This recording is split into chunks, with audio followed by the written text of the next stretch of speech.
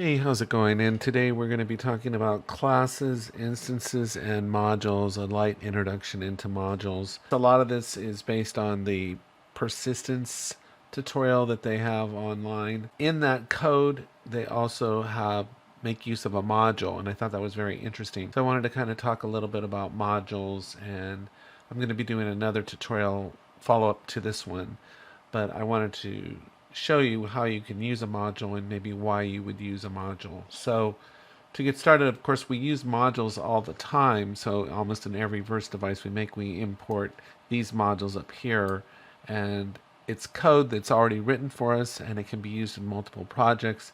And it's just very convenient, right, to have this functionality, all these different code sections of functionality that we can just import into our game and then just reference them, right, and do different things with. So modules also don't break dependencies. They can be modified later, and they allow us to reuse code and allow data encapsulation. For instance, here we'll be referencing this get random int, and that's in this module right here. So we don't have to write that code. All I need to do is just import that module, and then I can access that.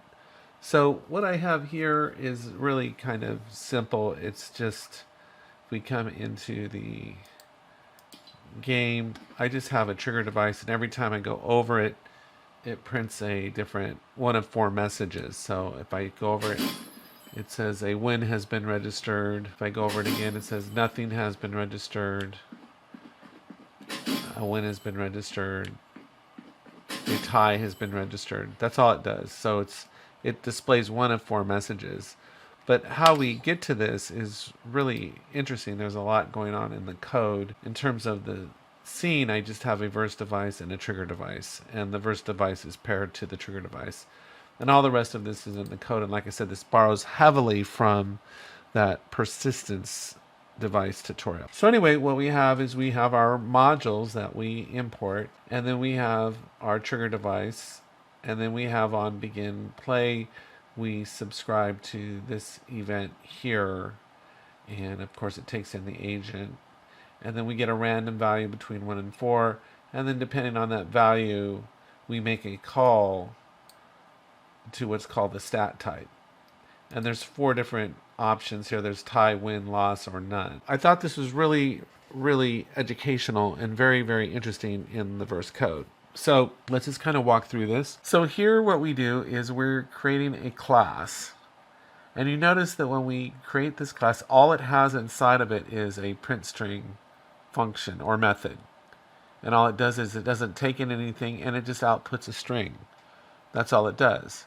And so if we look at these three specifiers, the unique specifier makes instances of the class comparable. So we need to have that to be able to do this kind of logic down here. So that's the comparable, or the unique specifier, I should say. And then we have the computes specifier, which is what we need to be able to instantiate this at the module scope level, which is very interesting. And then we have the abstract specifier, so it cannot be instantiated directly and requires a subclass to implement any non-initialized functions. Well, and this says like debug string, but I changed the name to print string. So it's interesting, right? We have all these, see how by adding these different specifiers, we really control what this class can do, the rules of the game, by using this unique combination of specifiers, right?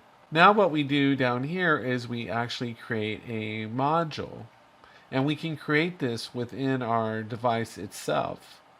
So you don't have to put this in a separate file. You can actually put it within the verse device itself, a module. Here, according to the documentation, it says this example uses instances of the stat type subclass instead of the enum type, so we can add more stat types after the initial published version of the project. Modules can be reused and referenced within a verse device, and that's what we're doing here. So here what we do is we create we create 4 classes within this module, one called TieStat, WinStat, LawStat, and NoStat. And then you notice we put this here. So it's inheriting from this stat type that we created out here, right? So we've also made these classes unique and gave them the compute specifier, but it's going to inherit from this stat type here, right? But then we use the override here. Well, there's a couple things going on. When we use a module, by default, its access specifier is set to internal. So we can't really access the methods or anything inside of here unless we put public here. So for these classes that we're creating inside this module, we have to put public to be able to access these things, because by default it's set to internal and we wouldn't be able to access it if we don't specify these as public. So we have to create these 4 classes, and it's inheriting from the stat type, and there's really nothing in the stat type other than this print string method, and there's really nothing inside of that. And then down here we instantiate it. Essentially we override it and then we instantiate it. So, and it's a method too, and it takes in nothing and it puts out a string. And then we have the string there's one that says tie, one that says win, one that says loss, and one that says nothing. Then after we've created these 4 classes, then we create instances of these 4 classes, and we make all of them public as well. So that's all very interesting, isn't it? We create a class here, then we make a module, and within that module we create 4 classes, and each one of those classes has the method up here, and within that method we go ahead and initialize it here, each one of them. So then we can call these later in our code. So down here, that's exactly what we do. We create there's another method, and it's called display string, and it takes in a stat type, which is what these are, or this is what this is, right? These are instances of the stat type. So it takes in these, and depending on which type it receives, because we've made this unique, right? It's comparable, right? It's comparable, so we can say, once we receive the stat type in, we can say, does it equal tie, does it equal win, does it equal loss, does it equal print string. And here, see how we can reference the module here? So here the module is called stat type, so we reference stat type and dot tie, and we see, does this match what we got in? Does it match one of the 4? And then here, if we go beyond this reference here, we can go to the print string itself, down to the method. Not only are we referencing the instance of the class, but we can actually reference the method within that class. Well, that method returns a string. So then we can assign that string to S1.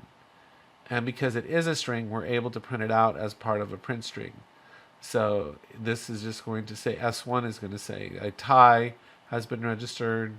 S2 is going to say a win has been registered. This will say a loss has been registered. And S4 is going to be nothing has been registered. And so it's all just very interesting. They went through a lot of work to show us how these specifiers can be used, and we can use the module to do it. So let's just go in here and compile this code and push those changes, and we'll just see if this works, and I don't see why it wouldn't. Did I go over the one other part here in this section here of when we call it? So what we're doing here is we're generating a random number, giving it a value every time we step on the trigger, and if the value equals 1, then we call display string, this method down here, with the stat type. And this again is how we reference our module within the verse device, is we call the module's name and then we reference the instance down here. So this is how we reference the instances of the class within the module itself. So anyway, but it's randomly assigned by whether it's a 1 through 4. So anyway, if I come over here now and I step on the trigger, you'll see we'll get one of 4 messages. A win has been registered, a tie has been registered, a tie has been registered, a win is registered, a loss has been registered, nothing has been registered. That's all I had for today. I hope you found this helpful or interesting. So take care, have a great day, and I'll talk to you next time.